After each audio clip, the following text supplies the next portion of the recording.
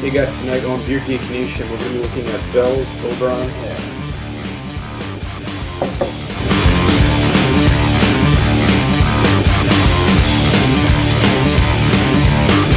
Hey guys, welcome to Beer Geek Nation. I'm your host, Chris Steltz. Thanks for tuning in. This is episode 16, and tonight we're going to be doing kind of something special. I wanted to change the format up a little bit, kind of introduce something new that I've been trying to plan out how I want to do it, and I think the opportunity finally came up here. So what I'm going to do is I'm going to do two episodes, basically the same style beer, and I'm going to do comparisons between the two. So episode 16, which is the one you're watching now, we're going to do Bell's Oberon Ale, which is their summer wheat beer. And then in episode 17, which I'm going to film right after this, it'll probably be up within a day or 12 hours or so. I'm going to be looking at Three Floyd's Gumball Head, which is their wheat beer.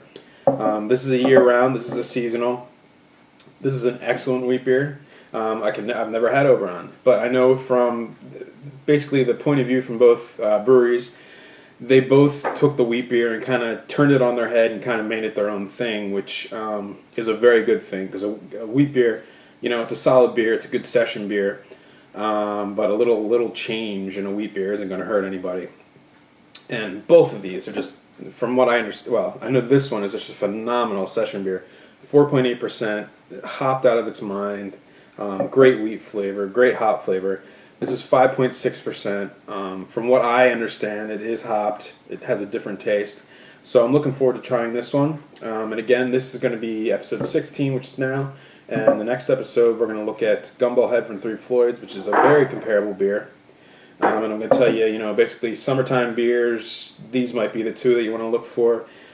Differences between the two, which is better, which is worse, in different areas. So with that said, let's get back to the bells here. Oberon Ale came out about 3 weeks ago. Runs through the summer. You can get it. I mean, any place you can get bells, you're going to be able to get this. This is a pretty big beer for them. It's a pretty popular beer for them, I should say, too. 5.8, I'm sorry, it's 5.8%. I said 5.6. 5.8%. Classic wheat elements. They use a California Hefeweizen yeast, which is a variation of that. I'm sure it's a proprietary yeast for them, but it's a variation of California wheat beer yeast, basically. So it's not a German wheat yeast strain or anything. German wheat elements as far as the grains and everything, and I'm sure they use their own hop varieties, which I'll get into here. Probably Centennial, I would imagine, maybe a little bit of Cascade, if I were to guess. But what I'm expecting from this, light orange, light yellow color, pretty big head retention, usually on wheat beers. Because of the wheat, it has a higher protein content. You're going to get more head retention on it, meaning that the head on the beer is going to be larger and it's going to stick around longer, in theory at least. I might be expecting some banana or spicy clove flavors from the yeast, depending on how it comes out. The California Hefeweizen yeast that I've used, you don't get a lot of that, and that's kind of a characteristic that they kind of bred out of that yeast. So it's more of an American taste where you get more of the hop characters rather than the yeast characters of the wheat beer. And that's kind of a newer trend in American-style wheat beers rather than a classic Hefeweizen from Bavaria or Germany, anywhere over there in Europe. So with that said, let's pour this into the glass. I'll let you know how it smells, how it tastes, and we will go from there.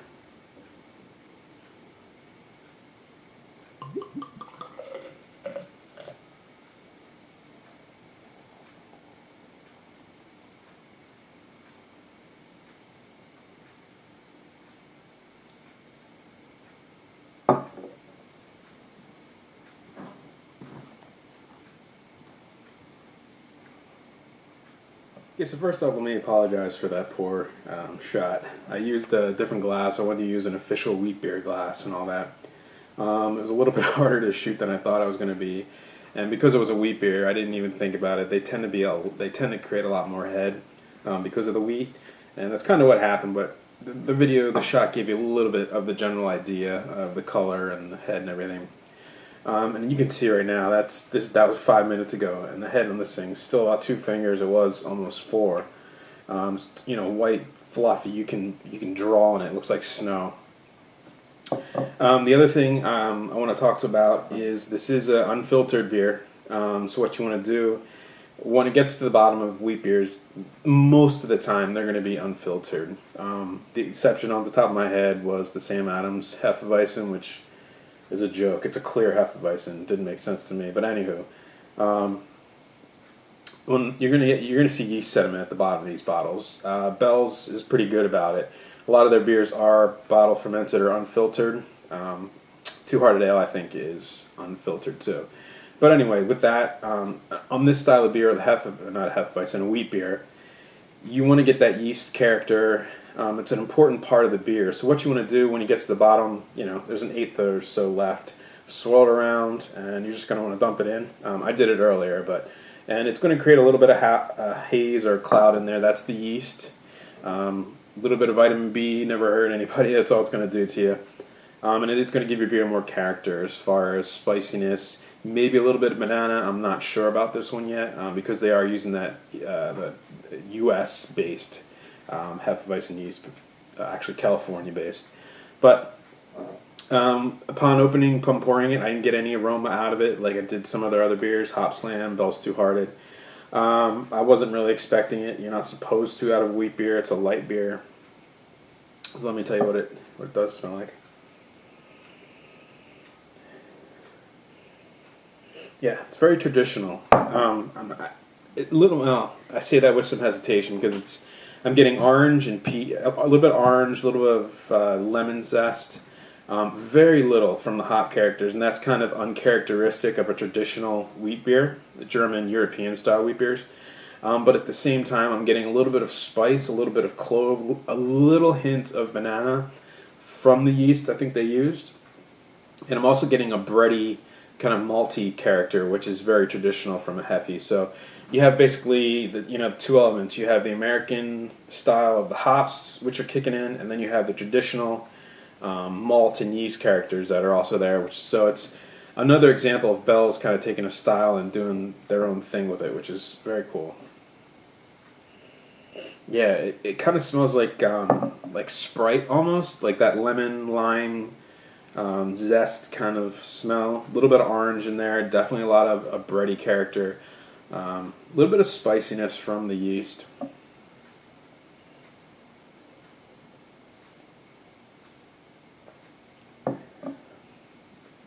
It's a lot. It's sweet. It's sweeter than I thought it was going to be. Definitely sweeter than a European wheat beer is. There's almost no hop characters upon first drinking. I'm getting a little bit of orange now, but there's hardly any bitterness, which you wouldn't expect in a beer like this. I'm getting a lot of the malt, it's a bready, biscuity kind of flavor you hear a lot of people talk about. It's basically like if you've never experienced that, or this is the first wheat beer that you're going to try, it's basically like taking a piece of fresh banana bread, minus the sweetness, and you get that like chewy kind of fresh bread kind of taste. That's what you get in a wheat beer. It's like a chewy. Its beer actually has a lot of mouthfeel, which I was surprised for being only 5.8%. You usually don't expect that in one of these beers. It almost feels like it's a double IPA, that kind of mouthfeel, just chewy. But it's very good. That would be a perfect session beer for the summer. I mean, that was actually a little bit different there. I got more of an orange peach in that one. A little bit. It almost reminded me of kind of a turned down Bell's Two Hearted Ale, if you can imagine that. It was sweeter. It was definitely a lot more hop character in that swallow. That was interesting. So on a scale of 1 to 10, I'm going to give this one I'm going to give it a 9. Just to make a perfect summertime barbecue beer, beer after cutting the grass or something, perfect for that. Really not a traditional style wheat beer, but I wouldn't expect that from a Bell's or a Three Floyds. They did their own thing with it, and they nailed it again. So if you like American Pale Ales and you've never tried a wheat beer, you'd probably really like this one if you don't want to jump right into the wheat beer, field. Pardon the expression. But Yeah, so I'm going to give this one a 9. This is Bell's Oberon Ale. It's available now. If you can get Bell's, you're definitely going to be able to get it. It's only going to be here until probably July or August, so if you do want to try it, better get it while you can. And I said our next episode, we're going to focus on the comparison, which is going to be Three Floyd's Scumball Head, their wheat beer, which is a year-round beer. So stay tuned for that. Cheers.